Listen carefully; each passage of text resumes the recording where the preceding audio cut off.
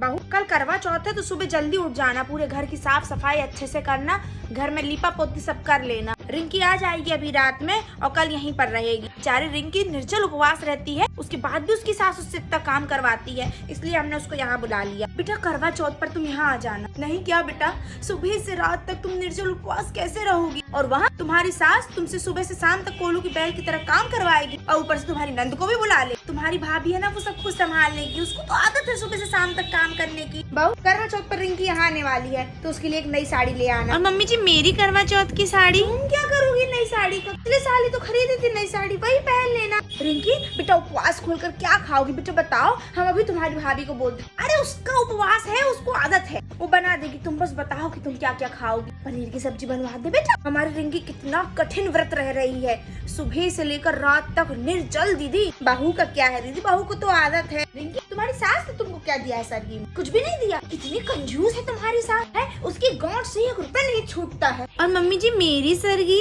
क्या सरगी बहू है, हर साल एक नई साड़ी लो। इतनी सारी नई नई साड़ियाँ रखी हुई है तुम्हारे पास, किसी को क्या पता चल रहा है कि रिपीट हो रही है साड़ी की, रिपीट हो रही है।